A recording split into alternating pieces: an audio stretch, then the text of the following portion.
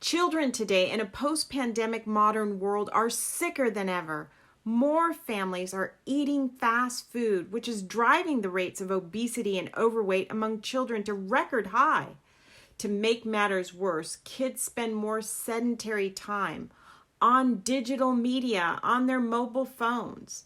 And obesity, type 2 diabetes, and cardiovascular disease have skyrocketed even among children.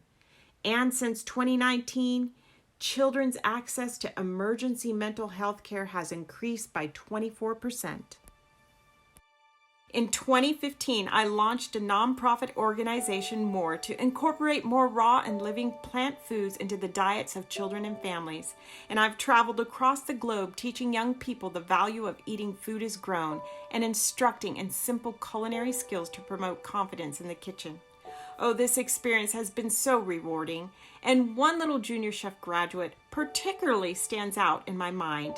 After our first smoothie recipe, her mom said she went home and made a smoothie every day, and she had amazing results. A chronic skin condition that had been a painful issue for years miraculously went away.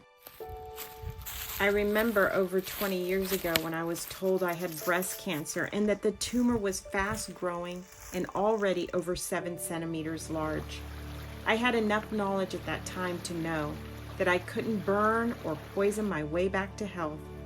I knew I needed to make a drastic change in my life. And I believed then that the body was designed to heal and that restorative power is not to be found in drugs, but in nature. I've had a dream to have a health education home where families and children can have an opportunity to connect with nature.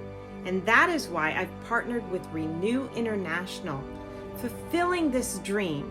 Located on 159 well-watered acres of Shasta County, our team is remodeling a homestead where we will promote an approach to health that takes us back to nature.